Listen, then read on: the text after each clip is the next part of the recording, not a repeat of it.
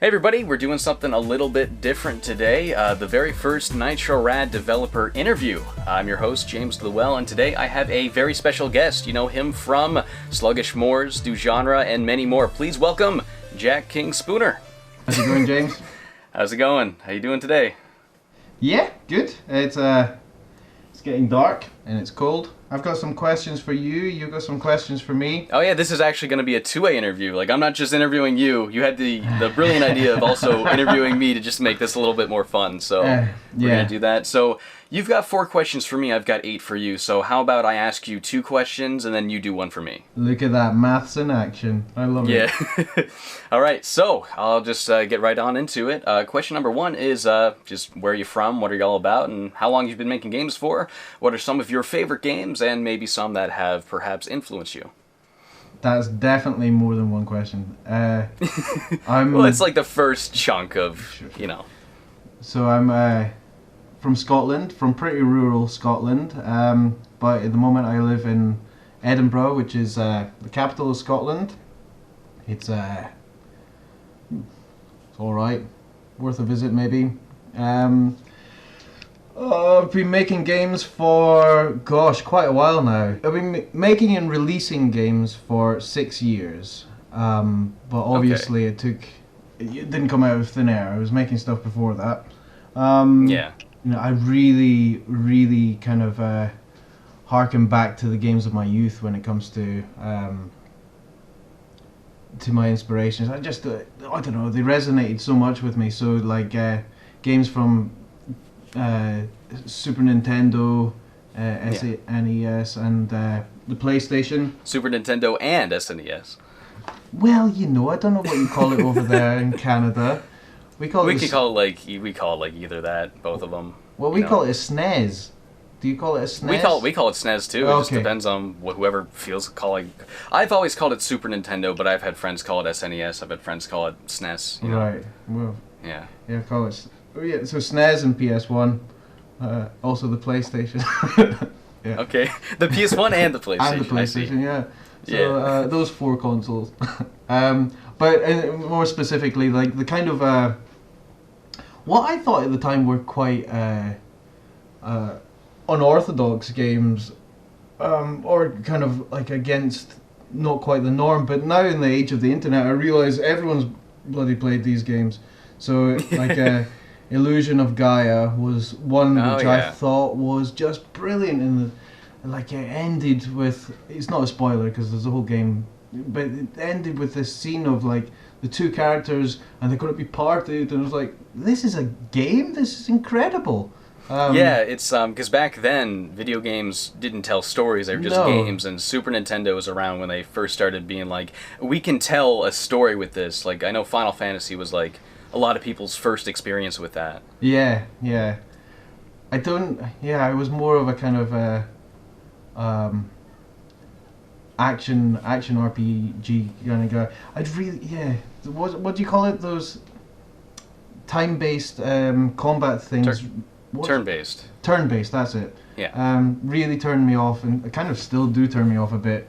So I was more into like Alundra, Illusion of Gaia. Secret of Mana? Secret of Mana, yeah. Yeah, that's a really good one. I played Illusion of Gaia back when I was in high school. I never finished it though, but it was a really interesting game. It was tough. It was, I think, because I think maybe only got 1 or 2 games a year when I was a kid. It was good because it was tough. I would get a lot of life out of it. That's kind of how it was back then. Yeah. Like, I was the same way. Like, you get like 1 or 2 games a year because you don't have an income, right? You just have to like rely on maybe your birthday and Christmas. And back then, you're glued to like 1 game longer, and I think you kind of develop more of a connection with it when you're a kid like that. I think the developers also knew that, and that's why they had all these like lovely kind of secrets, like. Yeah, I love that. And what games I play these days, I don't know, I'm a massive Nintendo fan. Yeah, same here. Yeah, it might not be the demographic for Nintendo, but I think everyone's the demographic for Nintendo. I love... especially now that like the people that grew up with Nintendo are now adults, so it's kind of easier for them to cater to both children and adults these days, I find. Exactly. So Switch is brilliant. Celeste on the Switch is I think it's got one of the best levels ever made. I think that is actually my #1 game this entire year so far. Oh man, it's incredible. That game is amazing. Just sublime game. Everything about it is absolutely amazing. It has some of the most consistently brilliant level design. I know. I've played in a long time. Yeah, I'm talking about B-side of the Summit. It's incredible. Yeah. It's so difficult, but I love it. It's super difficult, but I love. I actually made a video talking about how it seems they borrow a lot of mechanics from Mario, but turn them into things that like games haven't really done yet. Yeah. One of my favorite mechanics in that game is when there's those platforms that move when you land on them, but then you get them moving upwards, and to steer them you have to jump on one side and grab it, and then steer it left and right. Then you have to jump to the other side and grab it, and steer it left and right. Yeah, it's really challenging, but it's wonderful. And it even there's one sequence, it's not even the whole level, one sequence in the level where you have to go onto one of those moving platforms, and it's got springs on the top, and then you've got to go between these two like spiky bushy things. Oh, I know exactly the part you're talking about. And it seems like it's riffing on Flappy Bird. How good is that? So I don't know, quite Dark Souls was a seminal game for me. I've recently gotten to that series, actually. I didn't like it when I was in high school when it first came out, but yeah, I know. I got really into Bloodborne, and of course the next logical step after that is Dark Souls, and I thought 3 was alright. I didn't really get into 2, but I'm playing through 1 on Switch now, and I am in love with it. Yeah. I only played a little bit of Bloodborne, but the first one really resonated with me in a way that the other games didn't at all. Yeah, I think a big part of it is just the level design, the world, the way everything feels so interconnected in a way that 3 really didn't to me. Yeah. I'm not sure if any of inspirations beyond those nostalgic games. Obviously, Dark Souls and Mario and Nintendo games are not that related to my work at all. But I'm really into indie games, really into kind of like freeware games on Game Jolt and itch.io. A lot of the games, kind of things which you cover, like Stephen the Catamites, his Space Funeral. When I played that, that was kind of like, oh right, I can make games. You know, if people are doing this sort of thing, I can see how to express myself in my work. That's actually interesting, because I was going to actually bring up another point. I was going to ask if you ever play anything and feel intimidated, be like, oh, maybe I can't do this, but you just kind of told me the opposite. You play something, you think you can do it, and I think that's really interesting. Yeah, so many people think that. Like, basic thing is, if other people in the world can do it, you can do it. And that's I've got this weird can-do attitude. And that's good. That's good. You know, like, there's people playing violin concertos out there. And the fact is, you know, if you put in the time and the passion and the effort, anyone could do it. Maybe not. I don't know. It's a talking point, but yeah. Because I very much feel that way. I've considered, like, before doing video games, I've considered doing film thesis. Mm-hmm. And I watch other channels do film thesis, and I just feel so intimidated by, like, how many poetic and amazing points they make, and the language they use is just so intelligent and elaborate, and I think, like, I couldn't do this, I don't think. Maybe I could if I tried real hard, but... Maybe some things, maybe violin was a bad example, and maybe film thesis and these things, because maybe sometimes people do have a natural disposition to just being able to be so forthcoming with a certain talent. Yeah, I don't know. You've completely convinced me otherwise now. I've changed my can-do attitude to it. Oh no! What have I done? No, yeah. But I think you could do a good film thesis. Appreciate that. Maybe someday I'll think about doing that, maybe. So you mentioned you play other indie games. Have you played Hylics? Yeah. The big thing with Hylics is I constantly get compared to Hylics. And yeah, and I think it's just because it's another claymation game. Yeah. And there's not very many of those. It's another claymation game. It's a game which is just beautifully expressive with the visuals. You know, it's just, you know, inspiring with how much of a unique voice Mason has. But it's the turn-based combat which I liked that when I failed the turn-based combat, I didn't have to start anything again. Yeah. I like that too, but I found that game way too difficult at the beginning. Like, it's way too hard to beat one fight at the very beginning of that game, I found. Yeah, I know. So it was like you didn't lose anything for dying, but I was dying over and over and over before I could get anywhere. Yeah. And I mean, I found it inspiring the way in which I thought, oh, that's good, but how would I do it, and things like that. Yeah. I mean, basically, I think he's no, I'm not going to say it, but I think he's talented in a different way to. I think he's probably more talented than me. Basically, I admit it. Yeah, his visual, like if you look at his Tumblr, his visuals are just incredible. I've seen the stuff from Hylix too, and there's just so many frames of animation in the new one. Oh, beautiful, isn't it? Yeah. But then again, I think this kind of like random text wasn't really my thing. Oh, I don't want to be making a criticism of his. Yeah. Sorry, I don't know why I've gone down that. Yeah, Hylix, great, love it. But I think it's interesting because it is claymation. A lot of people make these comparisons just because it's claymation. But I find your style of claymation is much different than Mason's. Because like Mason Lindroth will have like a lot of spherical shapes and has like kind of this posturized filter over it, while yours is while it's still claymation, just looks very, very different than that. Yeah, he's onto something with the visuals. It almost looks like polyfiller or something like that. You squished out polyfiller and it's kind of got this writhing stuff. And at first you think, gosh, how is he going to animate that? Then you see it animated and it's just wow. It's like mincemeat come alive. Some of it is incredible. So I mean, you went to the butcher shop and it's just crawling towards you. Yeah.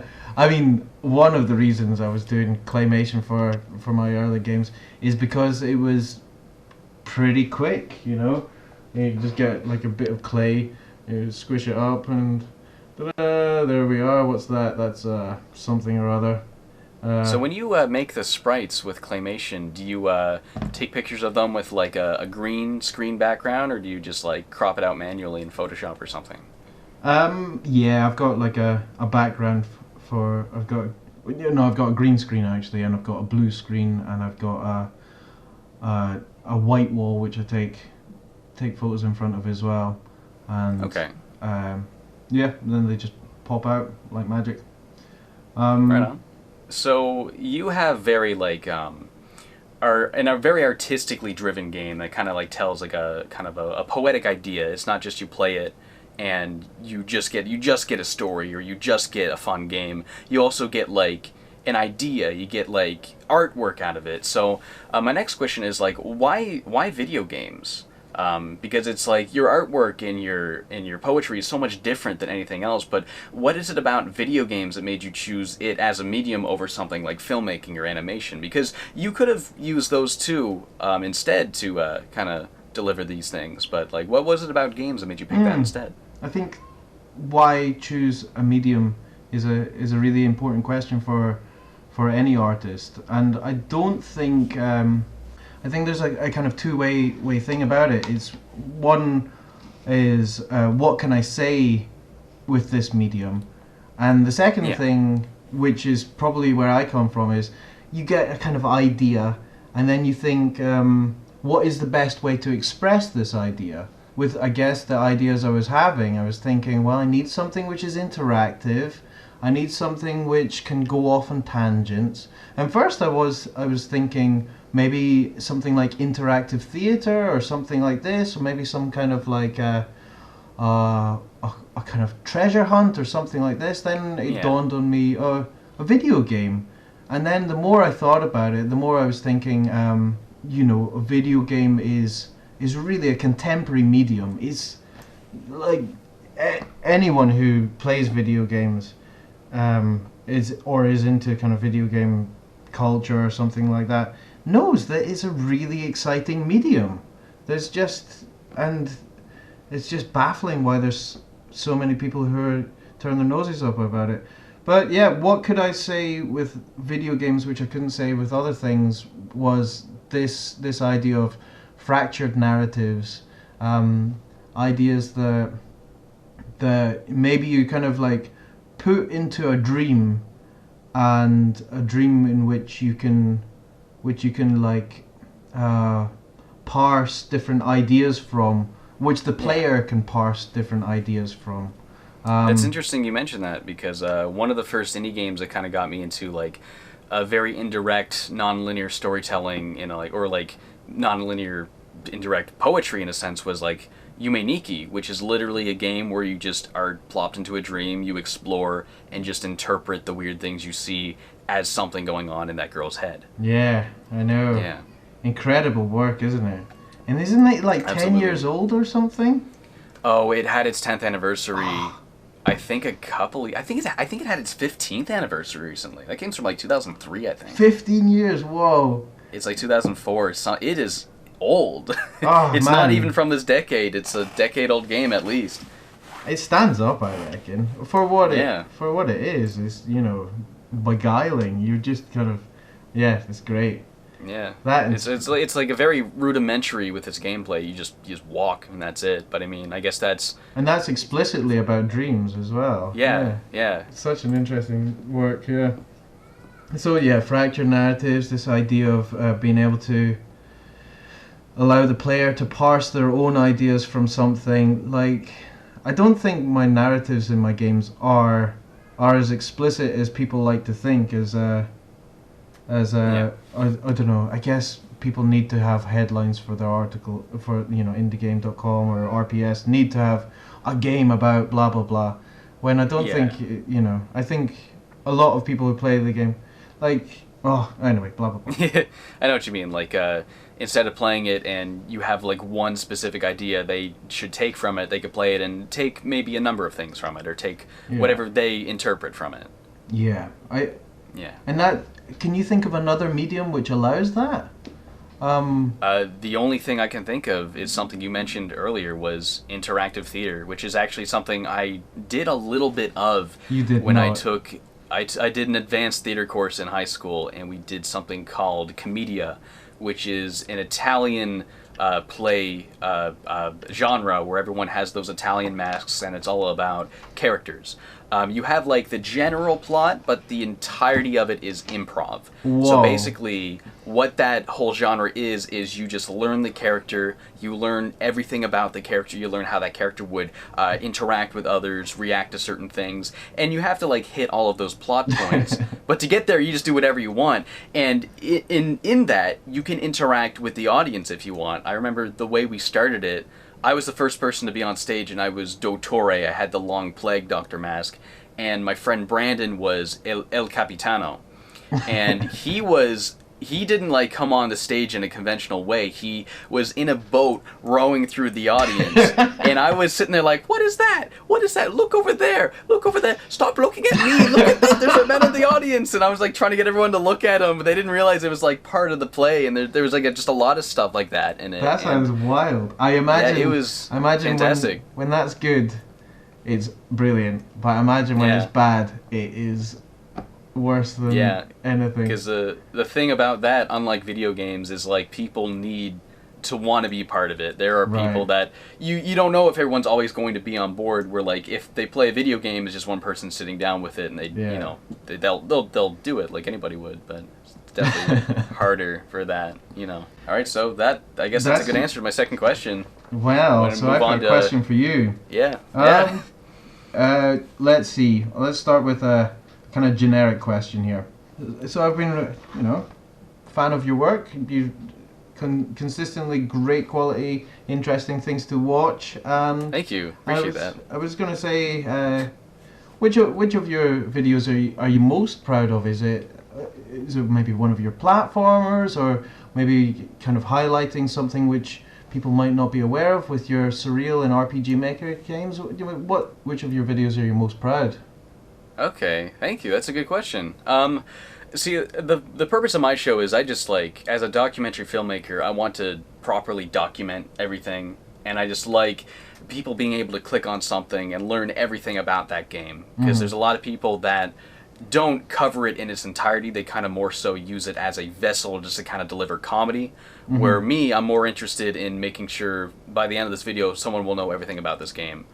And one of the most things I'm proud of, because more so because it was a very challenging game to get through, because it's the worst game I've ever played in my life, and it took me like so long to get through like a single level, let alone the game, was Bubsy 3D. Oh, right. Because that's notoriously bad. Yeah, I must have watched everyone's video on that game. I've watched like John Tron, some call me Johnny's, Kid Icarus's video. So many people have done a video on that game, yet I feel like I didn't know much about that game past the first level, maybe up to the first boss. And I feel like I was one of the first people, maybe the first person, to have a well-produced, very thorough review that shows the whole thing, shows the ending, shows what the final boss is, and really goes in depth in a way that a lot of people didn't, because it was just too horrible to get through that thing. Was there any saving graces to it? So Bubsy 3D is this really clunky 3D platformer where nothing is textured. It's not even a textured game. It looks like a testing room. Yeah, it looks like it. Is there any kind of saving grace to it? Well, one thing I always try to do is I try to find at least one decent quality, maybe even a good idea that wasn't executed well in every game. Like, my motto kind of is, find something you love in everything you hate, and find something you hate in everything you love. Otherwise, your review's not really constructive in a way. If people can't figure out, even in the worst games, well, maybe there was a good idea here that can be done well. Yeah. I'd say the multiplayer mode had an interesting idea where, like, one person's trying to get a bunch of points, and at any time the other person can, like, jump in, and, like, depending on when you jump in, because you only do it so many times to try and, like, get more points to the other player. And it was kind of an interesting idea. I love that's damning with the faintest praise. The multiplayer had an interesting idea. Well, I mean, if you're talking about Bubsy 3D, it's hard to say anything good about it. It's literally the worst thing I've ever played in my life. It's god-awful. But another one I really, really liked was Haven. It was, are you familiar with John Burton? No, I'm not. Of Traveler's Tales. He's the I think it's like I don't know the owner, but like the lead director of Traveler's Tales. He mostly makes all of those Lego games now, like Lego Star Wars and all that. But he used to make a lot of very ambitious games, and he has his own channel called Game Hut, where he explains like how he did these programming feats, because he's an amazing programmer. He gets things running at like 60 FPS with good graphics on the PS1, where like no other games do that. But while his games are like technical feats, they're not always necessarily really good games. And there is one for the PS2 called Haven, and in that game, you can get in a spaceship and fly away from the planet, and it loads into space. You see the planet getting far away, and it's all in real time at 60 FPS, no loading screens, like almost 20 years before like No Man's Sky did that on the PS2, and it is incredible. Yet the game itself isn't a super duper great game. It feels like they didn't really have a clear idea of what they wanted to do. It felt like a mishmash of ideas, and not any of them were particularly designed or done really well, so it kind of like faded into obscurity. But I just really liked being able to appreciate that for what it was, even though it wasn't a terribly great game in the end. Yeah, well, sometimes there's these just challenges which you kind of set yourself to be able to achieve, like to get something running okay, or to get, I don't know, certain ideas. And after spending so much time on such and such, it turns out it's actually not that fun, or it doesn't make for anything much more than a talking point about your game. But yeah, you got me intrigued. I'll have to check Haven out. Right on. It's I don't think it's like terribly expensive. I think you find it on eBay like maybe $5 or $10. Oh, right. It's like an old who cares about this kind of game. I think the laser on my PS2's acting up, so I'd have to get a PS2 as well. I might just watch your video. Honestly, it's a very clunky game to get through, and I imagine most people probably wouldn't see it to the end. So that's not a terrible idea. Yeah. Not to like be like, yeah, you should watch my video instead, but you know, yeah. Okay, so that's Haven is the video you're most proud of. Yeah. I'd say Haven and Bubsy, one of those two, just because it's Bubsy's diving into answer, something that, diving into something that a lot of people just haven't really properly done. I like to do something justice if it just hasn't been done before. There's an interesting through line with your work that I don't think any of the games, like what connects all these games, you know, and the thing is, all of them, from the very kind of experimental, surreal things to just the, I don't know, out and out joy of certain 3D platformers, and to Haven, to Bubsy, none of them is really impossible to be apathetic towards them, especially the horror games which you've been covering. You know, it's like whether the game is good or bad, you sense a passion that was present when that game was being developed, and I find there's like a lot of insensitivity and just nihilism towards games like these, where it's just really easy to make fun of it and pick it apart. But I try to see the bigger picture. I try to see the behind the scenes. I try to see at least the vision, even if the vision wasn't executed, you know, in a way that was really playable or well done. Yeah, I mean, I was really turned off of kind of YouTube gaming.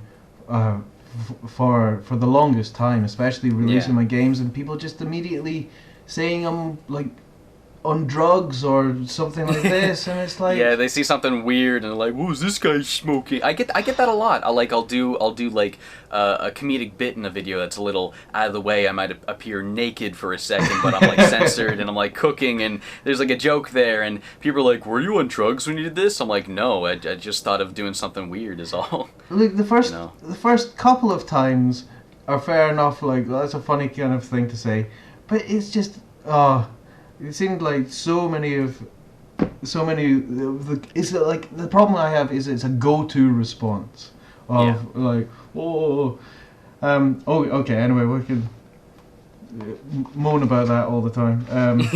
You know. But I guess in conclusion, there was just a lot of negativity out there, and I don't blame you for feeling that. But I feel it's been getting better. I'm starting to find more and more content creators that are a lot more positive and celebratory of the medium, rather than just using it as an excuse to make fun of something. I'm seeing that a lot more, and I think that's a very good thing. And even good way to end it. I definitely agree. Yeah, for sure. Okay, so, hit me. Yeah, I guess next question for me. I was gonna say there's a lot of mixed media in your games. Like there's a lot of 2D animation. Sometimes there's photorealism. There's claymation. Like in the Sluggish Morss games is a really good example. Like there's photographs of people's faces that you'll edit together, and it's frightening at times with like the teeth and you see the gums. And it's like unsettling in a way, but in a way that's like really unique and engaging. And I'm like, you see that and you're like, I need to see what this game is, you know.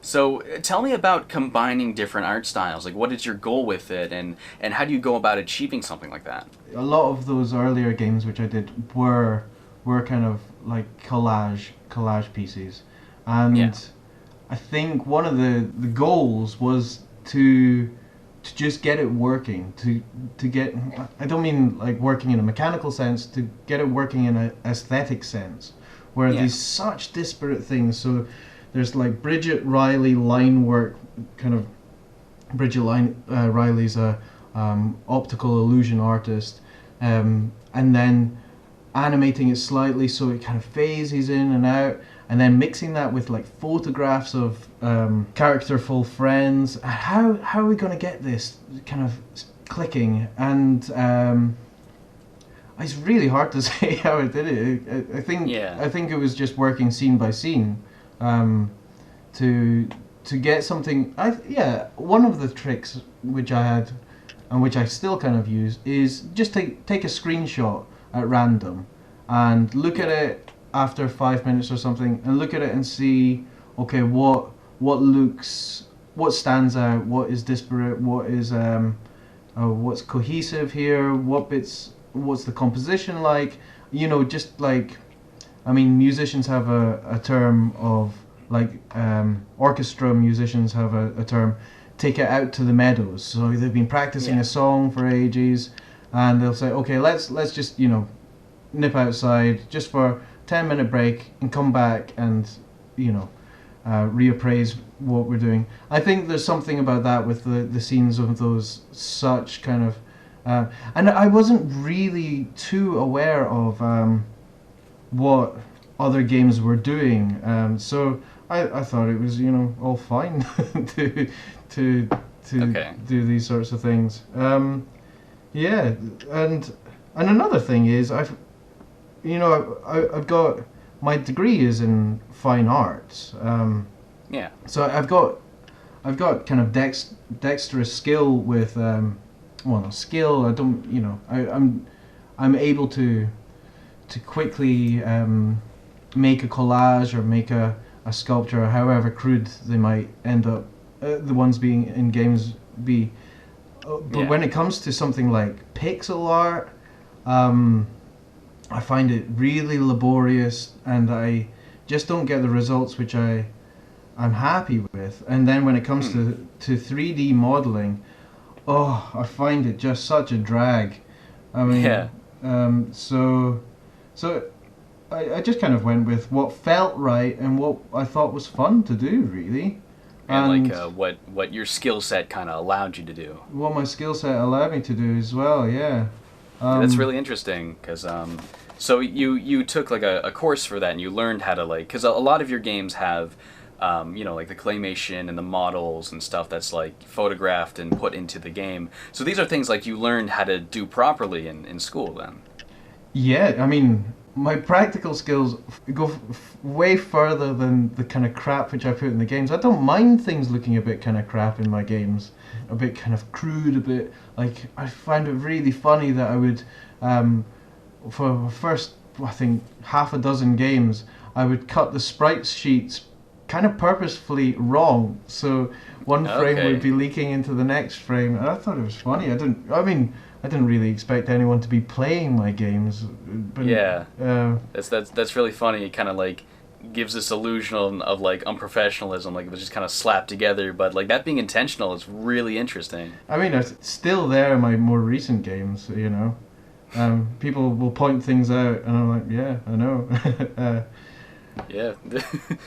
But one thing you mentioned earlier that I thought was a really interesting way of putting it was you described it as like a collage. And that reminds me of like when you're in school and you take art class, you cut things out of magazines, things that it's from advertisements that are like animated to like photographs of people. You cut out someone's teeth and put it on a cartoon character. Yeah. And I think that's a really good way of describing your games. It is like a collage. It's like someone cut out a bunch of different things from a magazine and thought, how can this look right together? I mean, I think with contemporary art at the moment, there's two sort of, I hope this doesn't bore people, but there's two kind of ideas. One is like refining, it spills into games as well. Refining an idea and getting it as tight and as focused as possible, just to have this very beautiful shaped object which you can present and people say, okay, I get it, that's perfect. And then there's the other idea, which is more of a kind of punk idea, or more of which I personally find more expressive, is just a blunderbuss approach. Throw everything at the wall, and then I guess there's a slight curatorial aspect of choosing what you're throwing at the wall, but throw it in there anyway. And this is something like Herman Melville with Moby Dick. He, this big kind of expansive book which goes off in loads of different tangents, and I really like that. So it's collage in a sense of not just on a visual side, but just throwing different ideas. And when it comes to a game, a player can come across these ideas in different order, which makes a profound difference in the that is very interesting. Yeah, so, that's true. So I mean, I don't often talk about these sorts of thoughts because like if you're playing, like you don't need to worry about these sorts of things. But I like the player to have confidence that maybe the developer has thought about these things before. Okay. Yeah. Okay, so yeah. Sorry for going on so much about these questions. Oh no, that's cool. I think that was a really good, and the more elaborate the answer, like the more people understand, I think the better. Yeah. There's a fine line between elaborate answer and mad rambling. Yeah. But I think either or has value in their own way. I would say. I would argue that. Because I'm definitely a rambler myself, and like, yet I never get people asking me to stop. So there must be a reason. Must be a reason for that. But yeah, I guess on to my next question. Okay. Actually, I completely missed a part in that question. I was talking about mixed media. I was going to bring up Dujanah, because Dujanah had mixed gameplay. There was all those different arcade machines where there was completely different games. So would you argue the same way in different gameplay ways? Because you said like not just visually, it's also about like text and ideas. But what about gameplay as well? Yeah, I think I see that a bit different actually. I think mechanics don't necessarily hold meaning in the way an image or prose does or music does. Through mechanics, you can point in a direction. It was quite difficult with Dujanah I wanted such a limited control scheme because they're pretty experimental and they're pretty, for lack of a better word, weird. It's like I'm on drugs when I'm making them. So I wanted it to be accessible as possible physically. 5 buttons, 6 buttons, to be able to play.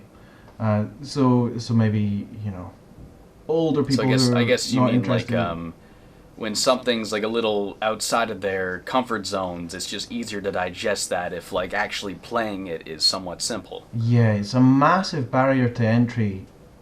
Such a weird but big barrier to entry with video games to someone the generation or two ahead of me. Like someone tried in their 60s. One of my dad's friend tried to play. Tried to play it. Was it I can't remember who it was.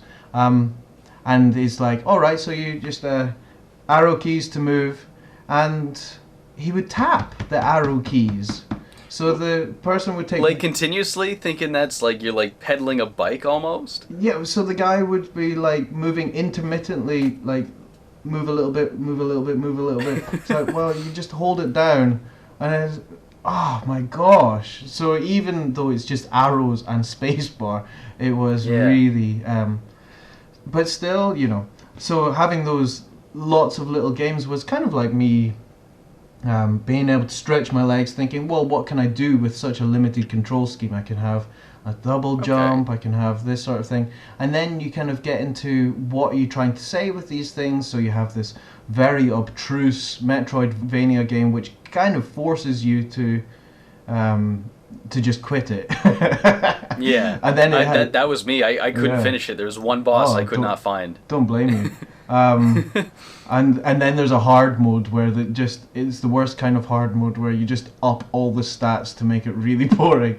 Like Metroid Prime's hard mode was like that. They just gave everyone half health or a double health, and that was it. Yeah, and you took twice damage. My reference point entirely. So yeah, this kind of game which is forcing you not to play it, then another racing game which is so annoyingly easy that you realize, wait, there has to be... I don't want to go into too much, but yeah, and it has... Anyway, but that they can say something just a little bit outside of what they're presented as was something which I was interested in, and also how they relate back to the central themes of the game as well was another interesting thing. Because the way I kind of interpret it is like it's a game about like death and accepting that, and I think I said this in the video. Life is full of distractions, and I mentioned that like I played that Metroidvania so long I forgot about the main game. Like, I felt distracted from the themes of the main game just long enough to come back and be like, oh right, and I thought that was like really fascinating. Well, that's kind of one of the points, really. Right on. So, I guess I'm on to the next question this time, for real. Okay. So, in Dujanah, there's a lot of, like, on-camera bits. Like, you play a lot of characters in that game. Like, there's one where you play, like, like a game show host for Pi Uranus, and you got, like, the wig on and everything. Yeah. And then there's the one where you're, like, pretending to be a Let's Player. So, you play a lot of characters in that game. Like, what was some of your favorite characters to play? Yeah, the kind of... the the nervous breakdown Dutch TV host person was by far the favorite. There's one of your commenters managed to find the secret batch of clips for that guy, and well done them if they're watching. Something which is about. I said to you earlier about. I asked you about tips for the video which I did for my new game about like being on camera is quite a challenge really, and I was even a bit nervous to be on camera for this because I'm being myself, and you don't have that well, I personally don't have such a kind of a feeling of vulnerability or feeling of self-awareness when I'm putting on a character, so I can put on a wig, I can put on these things because it's it's for the work, it's which I think is a quite a bizarre kind of thing. Now you have to deal with that. Like, do you think there's an aspect of you performing to character which you seem very honest and very yourself when you're on camera, Yes, see, like, I feel that way when I'm doing sketch comedy on my other channel, like Granicore. Like, I feel comfortable acting like a total nitwit because I'm in character. I'm acting like an exaggerated version of myself. But for the Nitro Rad channel, I'm just being me. I get a lot of comments of people telling me that they like my show because it feels genuine. It doesn't feel like I'm putting on a character. It just feels like I'm just a dude telling some people about a thing. And it was difficult at first. It was difficult to feel like I just want to be myself because it's like, what is myself? I'm just talking. How do I make that interesting?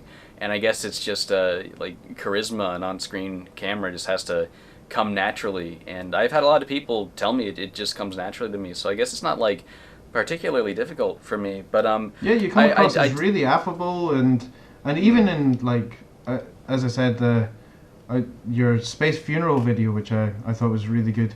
Even I mean that was a number of years ago. Even then, you seemed completely. So I was interested in what for you is a bad take, because I presume you do. Some have to do another take. Oh yeah. I do like 11, 15 takes every line. Oh my gosh. Mostly a matter of saying the whole sentence without any flubs or mess-ups, and I do that a lot. It's really difficult. And I guess I kind of create this illusion of me being like this perfectly well-spoken guy who just says everything but there's a lot of mess-ups. Okay. And, like a lot of it is slurred words and yes, slurred words, but a lot of it is I will get all the words right, but I feel like I didn't say it in a way that was genuine, or I didn't say it in a way that felt like it was just me talking. Sometimes I do takes and I watch them over, I'm like, I don't know, I just feel like I'm reading off a paper here. I don't feel like I'm explaining something as myself. I just feel like I'm a Wikipedia article just giving information with no personality to it. How interesting that, it needs to be... that's really interesting. See, when I do a bad take, I hate myself. I look and say, "Who are you? I hate you." It's not. See, I guess I've just done this so. Yeah, I've just done this so long that I'm at a point where it's like you just gotta expect it, and you just gotta move on when it happens, because it's bound to happen and happens so much, right? Yeah. But it was really interesting what you said about it being easier to put on a character, because I was watching an interview with Samuel Jackson, and he said that he used to stutter a lot. And the way he would avoid stuttering is he would just play a character that doesn't stutter. Oh, wow. And for some people it's as easy as that. I thought that was really interesting. That's fascinating. It's amazing. The human mind is just fascinating, isn't it? Yeah. Speaking of the human mind, there's a part in Dujanah where you walk into like this empty void, and I think it's you speaking with someone else just about like consciousness. Yeah. Was that you? Who was the other person that you were speaking to? I don't. They asked not to be credited, but it's a cognitive behavioral therapist who specializes in. Because I think in my video, I think in my video I said 2 scientists, and looking back, I'm like, that's probably completely wrong. Well, you know, I'm not going to correct you. Yeah. I thought that part was really interesting. Like, I went in there, there's nothing to do, but I just sat down and I just listened to the audio until it looped, because it was just really interesting. Oh, wow. Like, it was kind of like scary in a way, the things you were talking about, like in an existential way. And I know, like, a lot of people say existentialism, they don't even know what that means. I see the word existential horror thrown around so much, but I think, like, the whole concept of, like, where does consciousness start? Like, are flies conscious? Like, what even is consciousness? Like, what is it like to die? Like, and then that again relates to the theme of the game. Like, you know, death is inevitable, it happens sometimes, but, like, what even is that when it's over? Like, are we just like a series of chemical reactions and like a big muscle that just, you know, I don't know. It was like scary to me, but at the same time, like, really, really fascinating, and I just couldn't stop listening to it. It's just one opinion as well. Yeah. I have to say it's an opinion which I agree with and adhere to. Are we going to go down this rabbit hole?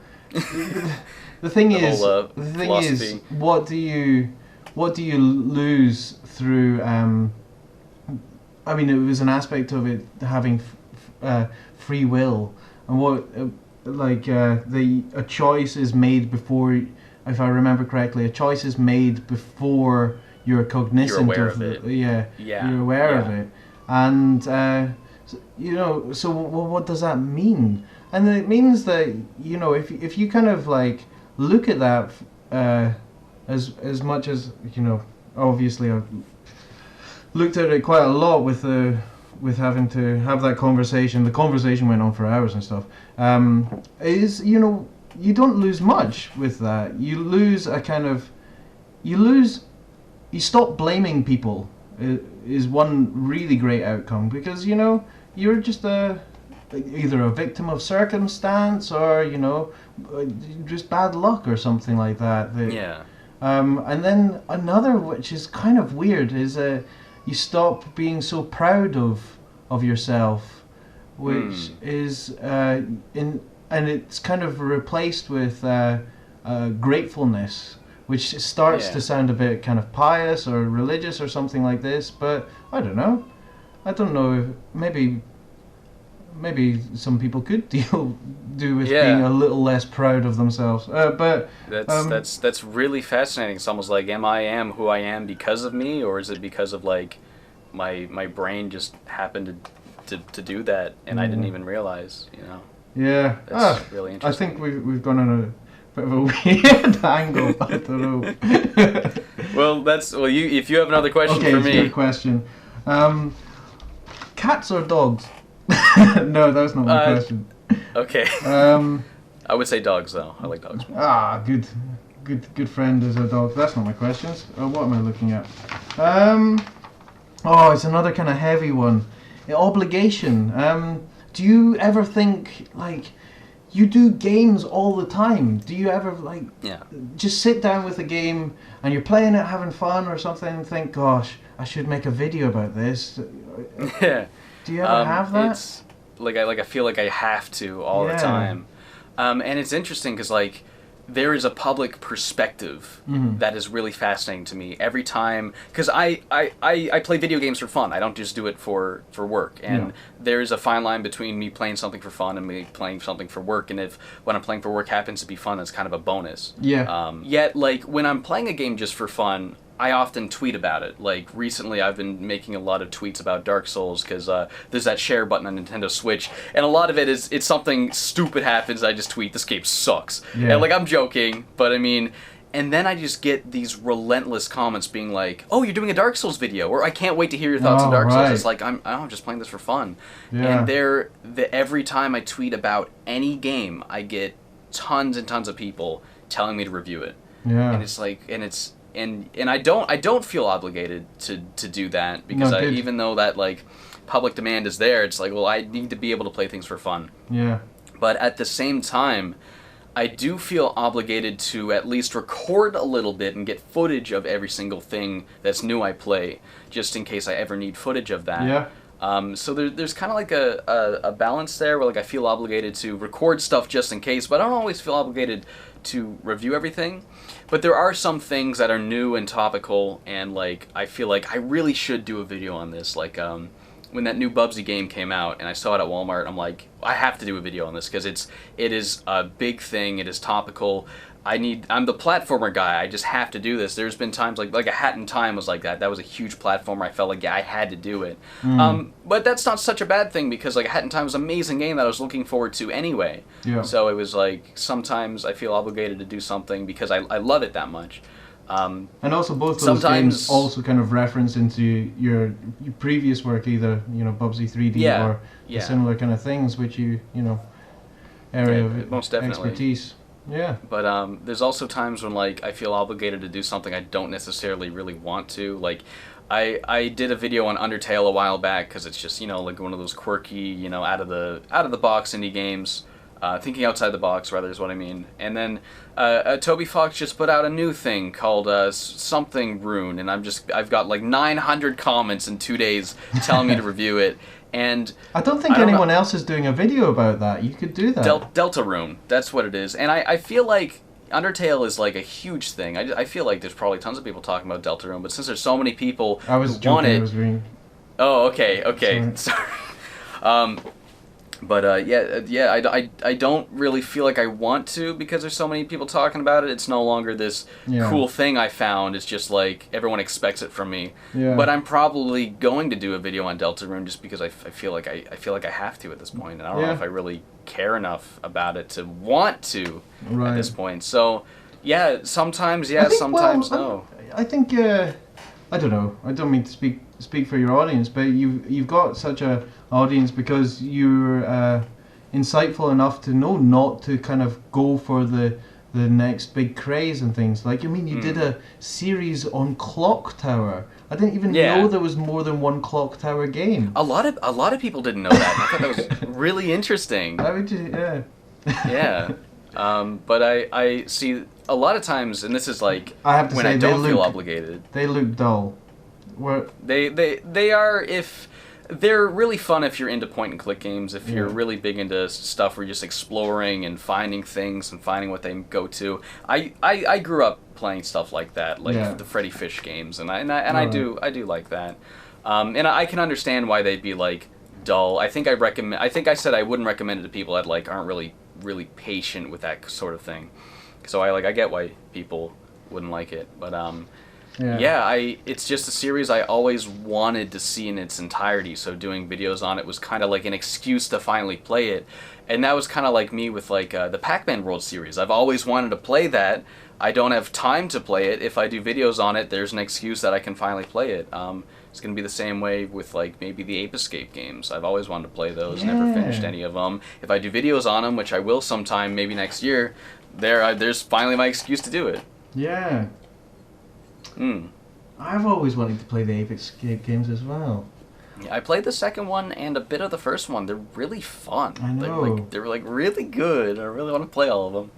I hear the third one's the best one, and I haven't played that one. Wow, nice.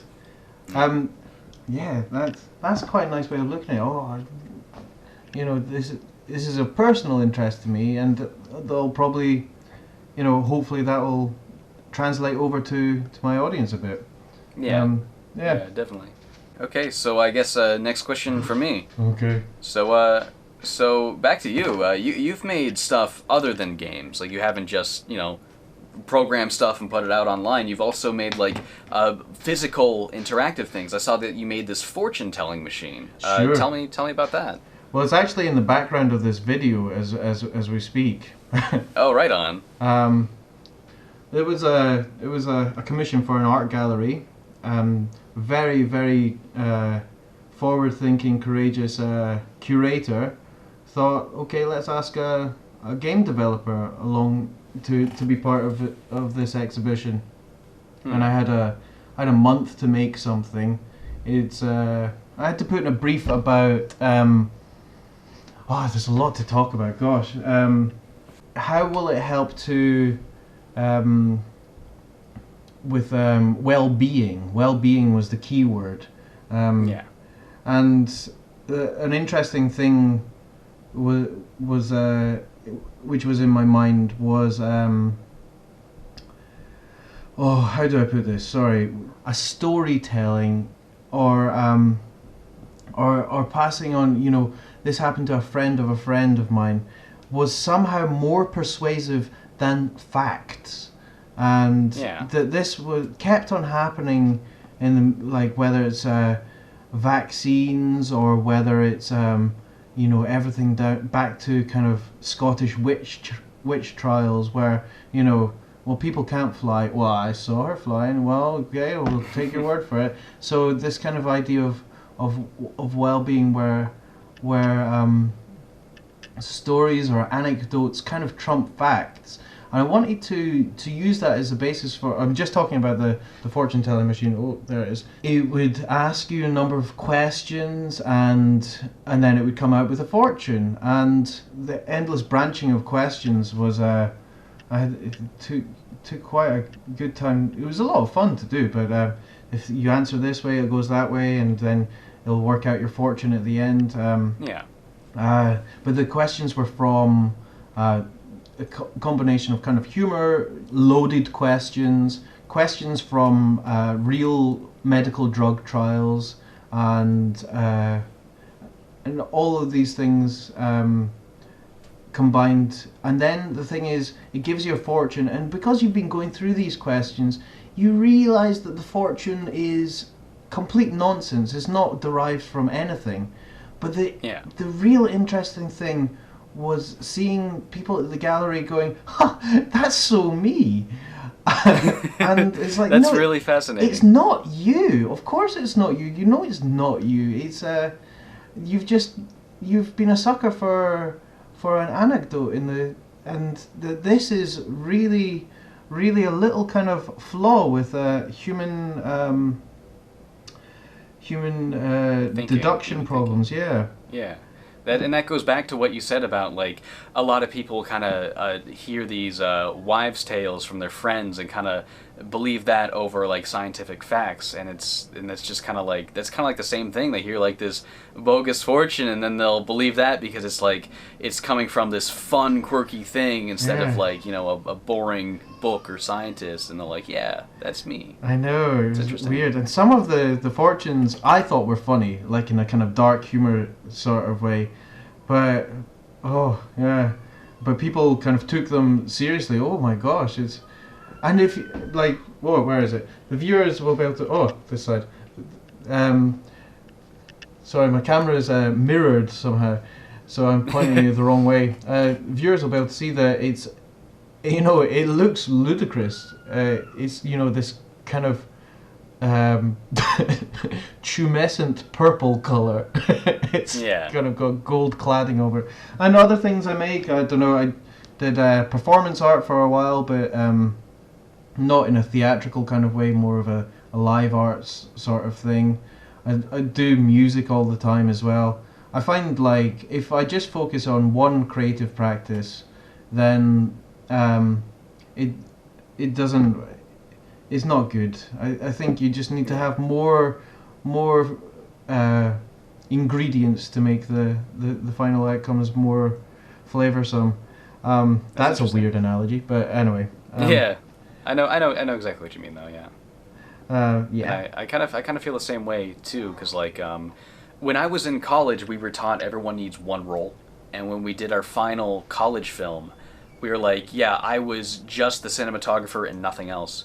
And I constantly felt like I wish I could do more. Like, I wasn't allowed to do the VFX, even though I was the best at VFX in my class. And I knew how to, there was a part when, like, someone sprayed spray paint on someone's clothes, and I knew how to roto brush out the foreground hand and stuff and put in, like, a little black smoke effect to make it look like he actually sprayed her. But instead, the editor just put in a sound effect. It didn't look good at all. But my teacher was like, well, you wanted to be cinematographer. And I was like, well, I wish I could do more. And it's nicer now that I'm independent and I have kind of free reign. Like, I write now. I do the cinematography. I also act, and not just in, like, Nitro Rad, but in Grannycore, and I do comedy and stuff. And it feels not so much like, and I know there's that saying, a jack of all trades is a master of none, but I think it's important to practice multiple trades if you can link them together. It just feels much less dull that way. I might just hit you with my next question. What bit of the work do you enjoy the most? Or is that a kind of... Okay, usually playing the video game is the part I like the most. Yeah. But I guess that's the easy answer. Of course, yeah, I didn't even think of that. It depends on the video. The part I like the least is the writing process, because I find I'm just so bad at thinking of how to start a video, like that opening sentence, because I try not to just go right into it. I try to introduce a subject and go on from there. And then I find myself staring at like a blank page for hours, thinking of like, how do I start this? And I'm just terrible at it. And then once I get past that, it all just kind of pours out, and I just talk about every part of the game. Then it's easy. Because I have this philosophy where like, you don't need elaborate language to communicate an elaborate idea. Because I watch a lot of people that use like, have very wide vocabularies, and I've never been like a very... not that I'm not well spoken, but I don't have like I don't know a lot of words that I can use to properly convey myself, and I find myself just writing things like in a very casual way, and to kind of exaggerate that, I'll ad-lib verbal garbage. I'll throw the word dude in there a lot. I'm like, yeah, dude, just gotta frickin' do that. I put the word frickin' in there a lot, and I get a lot of people telling me they like that. Like, it doesn't feel like, again, like I try not to sound like a Wikipedia article or a textbook. I just like trying to be a normal guy, just kind of sitting there and telling someone about this thing. Yet I managed to convey an artistic idea with casual language. And there's another guy I watch who does film thesis who does something similar. His name's Breadsword, and he uses very poetic language, but in between points he uses very casual language similar to me, and that was kind of like, I wouldn't say like an inspiration for me, because I was doing it before I watched this stuff, but it's like, I'm glad to see there's other people out there doing something similar, because I just find it easier to connect with somebody. But yeah, enough about me. How about one more question for you? Your game's got this new ambitious lighting technique where you're taking pictures of them from a bunch of different angles. What gave you the idea for that, and how exactly do you do that?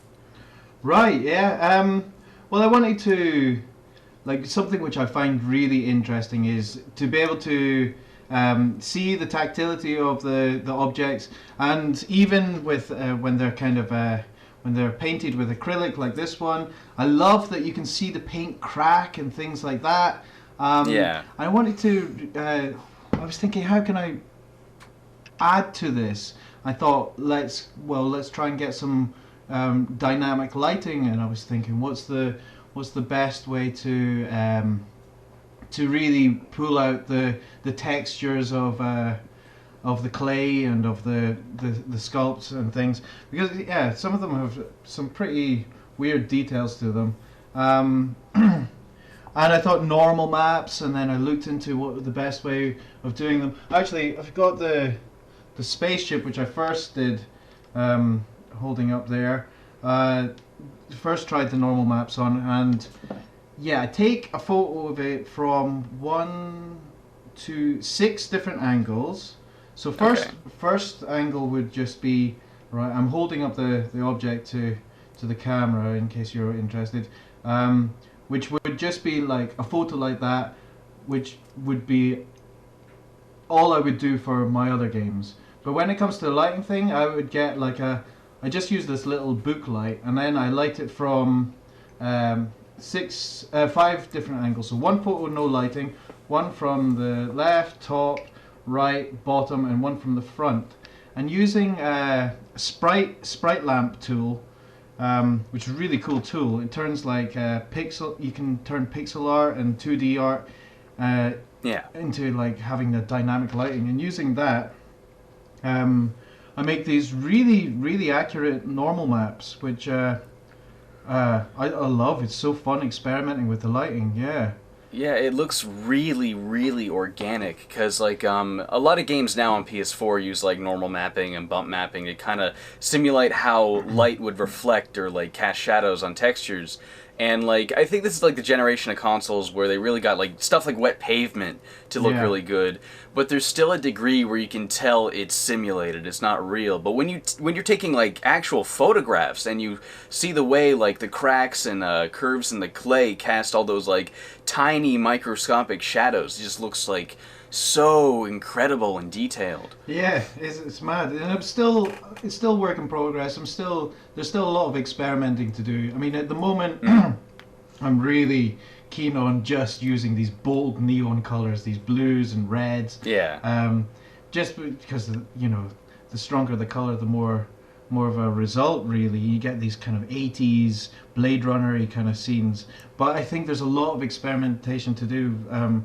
In terms with the animation underneath the normal map, things like this as well. So because as the characters move, the shadows will move as well, and that'll just look really, really neat. Oh yeah, I know. And there's also like fun things. Pardon me. Putting like the normal map, the kind of sprite which goes over the normal sprite. Which creates the line, putting that over nothing, so you just kind of get a highlight and a shadow, as if it's like do you know the film Predator, that kind of thing? Yeah. The see-through thing. Yeah. So I don't know if the detective's going to have some special mode. It's great, like when the software feeds back into the creativity, and you anyway. I think I've gone off. What was the question? Well, one thing I've noticed from the trailers is, and you mentioned you like Dark Souls earlier. The characters seem to like emit this faint glow, and that reflects on the textures behind them. Was Dark Souls an inspiration for that? Yeah, especially like the slimy walls. The slimy walls were one of the first things which I was like, okay, I can do this. I can do slimy walls, and like I think it's almost similar to like the effect of good editing, that you don't really notice it but it still has a nice kind of effect of being a physical thing in the space. But I mean, I looked into it. It's seen in this kind of glowing character, seen in lots of 2D games, like the kind of Game Boy Color Zelda and Minus Cap. But it's not done in a dynamic way, where things gleam from the right angles and things like that, which I don't know, I'm finding really fun to mess around with. Yeah, it definitely, it really looks unlike anything I've ever seen games do. Yeah, it looks incredible. Did I mention before there's a game called The Swapper which does something similar, but it's not quite as bombastic as this work. Yeah. But so you mentioned you just do it with like a booklight, so you don't have like a professional rig or anything. You just just a little booklight. I don't think I could afford a professional rig. You know, these things go up into the thousands, don't they? They definitely do. That just kind of comes to the territory of being like independent. Is like can't really afford all the big shiny stuff that like the AAA developers have. I know, but I think from the restrictions comes creativity. Like really, I do. Yeah. And I could argue that with like RPG Maker. Like a big reason I love reviewing those games is I'm really interested in seeing like what these developers pull off despite the limitations of that software. Yeah, I'm a big fan of RPG Maker games as well. Just quickly, what limitations of the RPG Maker games do you find charming? Is there? Well, it's more so like all you can do is like move and then do battles. So seeing how they make the games interesting despite that, using like either just a story or just visuals, or maybe think of like Lisa the Painful RPG turned it into a side scroller, which I've never seen before. And that's a side scroller in RPG Maker, isn't it? Yeah. How smart is that? Yeah. And that's like in the end it's actually like quite simple. All you had to do was like it's as if you just had the sprites like on a side-on angle instead of like a top-down angle, and just make it as if you're walking down long horizontal hallways is probably how he did that. I see. Yeah, gosh, interesting. It's all just a matter of perspective. And I think RPG Maker can really. I mean, my first games were all RPG Maker, and it was just lovely finding the boundaries of the thing, and I think, you know, with these restrictions, you can actually create pretty intense atmospheres. What's the RPG Maker game set in a gallery? That's pretty intense. Eve, that's it. Yeah. Oof. Anyway, yeah. So should we move on to the final question then? Final question. Okay, go for it. Yeah. All right. This is $1 million question. What can we expect from the new Sluggish Morss game? All right. So besides the kind of graphical update which we've been talking about, we touched on that. Yeah. I mentioned someone was talking to me about it before, and what have you done? And I was like, oh, I've increased, you know, put a lot more effort into the assets. And whereas other game developers, they would be talking about the textures and things like that, I'm actually talking about, you know, the models are twice the size and stuff like that. My assets are like real physical things. So yeah, the models are a lot more detailed, a lot more articulated. They don't have just like little stiff straight legs. I mean, I'm still really interested in kind of cartoony, goofy visuals to a certain extent. But yeah, besides the visuals, the music, I'm really kind of pushing myself with getting in singers to have just a more diverse range of music, a kind of eclectic. And also kind of mashing together different types of music. So we've got messing around with like old analog synthesizers to get that sci-fi wee kind of sound. Oh yeah. And then thinking, what would like an English folk melody sound like over the top of that? You know, just having fun with being experimental and creative. And you know, a lot of it doesn't work, but the things which do work are like refreshing to me. To have to hold a pure blue, pure cold as cold. And I've got a person helping me with actual sound this time. So right on. Like footsteps and kind of funny beepy sounds, you know. Just so you're doing like Foley for the sound effects too this time. That sort of thing, but the Foley's all done like, oh, she's a genius. She's just like real. Like from what I saw, she'd made a reverb effect, but using like springs and things in the old I wouldn't be able to talk on it. I did Foley work back when I was in college, and it's such a satisfying experience because we got this animation that our audio teacher gave us, and we just had to like do all the sound effects for it. It was like a 15-second clip, and there was things where it was my friend Al and I. We went into the woods just to record things, and we would get so many bumps in the road. It's like, what makes this sound? How do we do this? Yeah. So it's really satisfying to put all together in the end. Any interesting methods you can pass on to me? A lot of stuff with shoes, just like throwing our shoes against different surfaces. But I don't really know what work in the world that you're making. But it's kind of interesting that you're experimenting with a lot of different kinds of music, because you described your games as like a collage before, so it's kind of like a musical collage as well this time. Yeah, it's a lot wider ranging as well. So I just think like if you have a pop song for one scene, then move into the next scene, and it's almost kind of like ominous distortion sounds. They just works as a fantastic tool to create atmosphere. That kind of juxtaposition in scene. I mean, you see a lot with things like I don't know, the auteur directors of film like David Lynch and Quentin Tarantino. Yeah.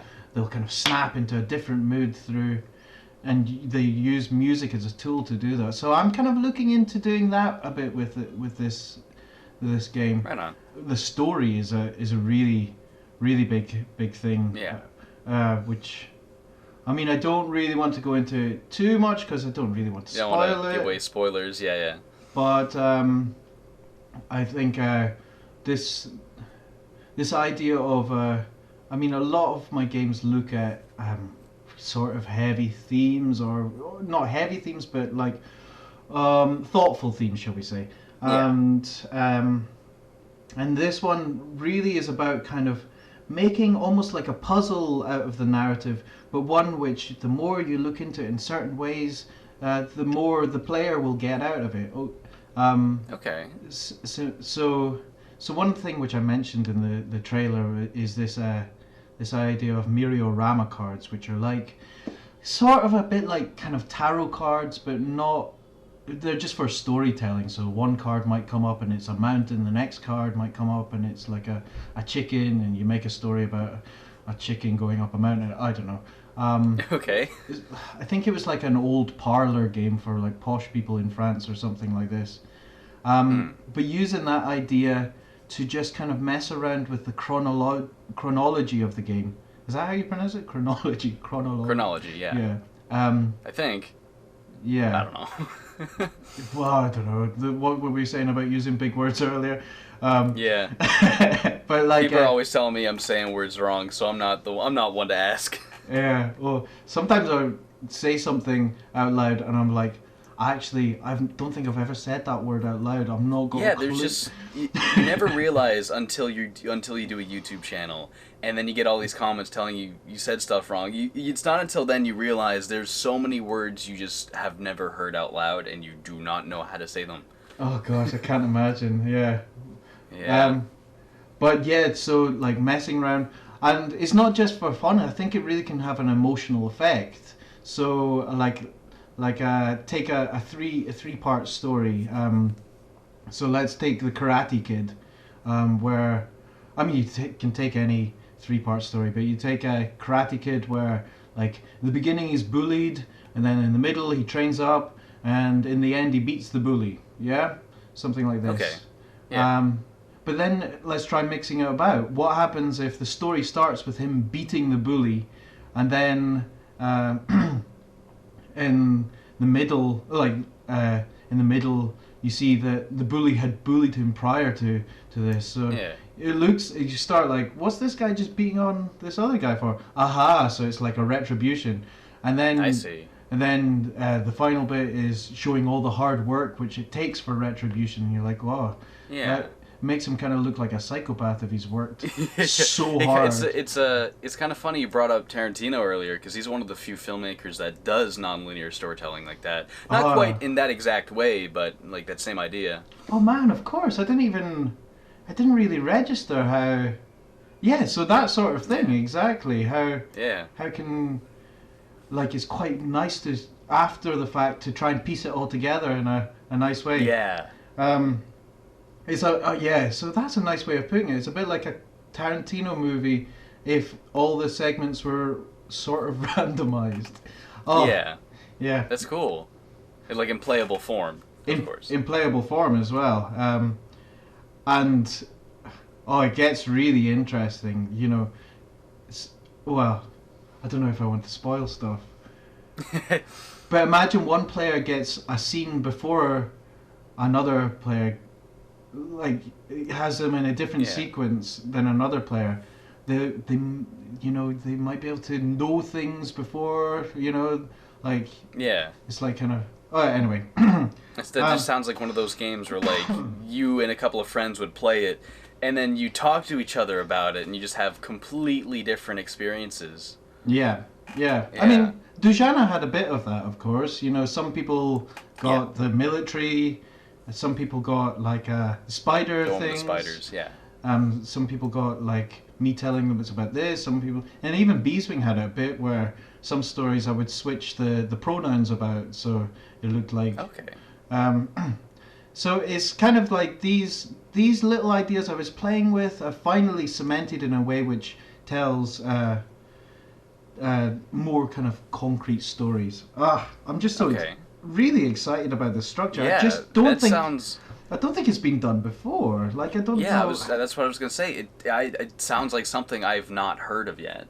Yeah, and it's what's great about it. You asked me earlier, like, why the medium of games. This could only be done in a game. Yeah, exactly. It's such an exciting medium to be working in. I mean, yeah.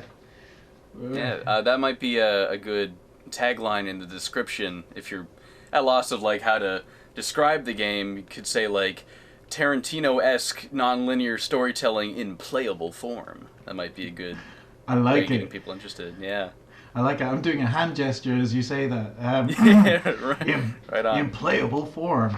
Right. Yeah, I like it. I like it how we both take games quite seriously, but also kind of appreciate them as entertaining and fun, like in our different ways, of course. But I don't know.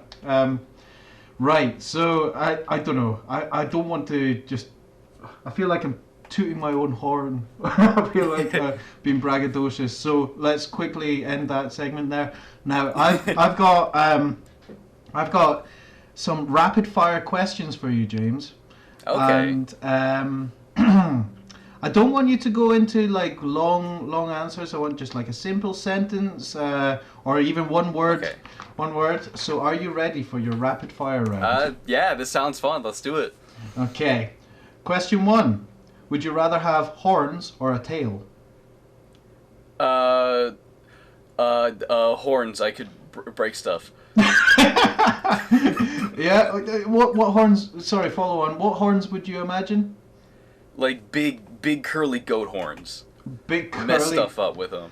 Okay, I like it. Number 2. What's your flavor? My flavor? Banana milk. Banana milk. I drink banana milk a lot. Is that a cool flavor? Banana milk. Okay. I wasn't expecting that. Number 3. I wasn't either. It came out of my mouth before my brain knew what was coming out of there. That's the kind of answer that I'm looking for. Okay, number 3. This is a 2-part question. Canada's biggest export and gift to the world is undoubtedly 90s comedy drama Due South. Do you agree with that? I don't even know what that is. You don't know what Due South is? No. Yeah. It was like, oh man. Well, this 2-part question's gone downhill fast. It's like a comedy drama where like what are they called? The mounted police. One of them meets up with like a Boston detective, and it's like, oh, these two worlds coming together. It's so funny. It must have been before my time because I was born in like later 90s. Oh no, it went on. Okay. Well, I wouldn't advise checking it out. It's nothing special. Not my thing. Okay. Let's. Well, actually, part 2 still works. Have you ever met a Mountie? Have you ever met a Royal Canadian Mounted Police? I've never like gone up and spoken to one, but you see them around when there's like parades and stuff going on. That's about it. Yeah. They all right? Yep. Yeah. Yep. Number 4, best cereal. Reese Puffs. Reese Puffs, good call. Number 5, ever met a double jointed person? No, but I am friends online with one. He can bend his fingers all the way back. Ugh. Wow. Yeah, it's gross. Oh, that's good. I like it. Shout out fingers. Nice shout out. Number 6, why aren't sheep green? They're not radioactive. Yep, correct answer. Number 7, you crash in the Andes and sadly have to resort to cannibalism. Are you a plane of sumo wrestlers or are you a plane of supermodels? Sumo wrestlers. Okay, interesting. They're big and they mean business. But then again, they have more of an appetite. Oh, that's true. Okay, finish the sentence. Last summer was... Blue. Was what? Blue. I don't know. That's Last Summer Was Blue. That's like a Lana Del Rey song or something. Okay, nice. That's my questions for you. All right, that was good. That was fun. So I guess that concludes our interview. Yep. Thanks very much, James. It's been a great laugh.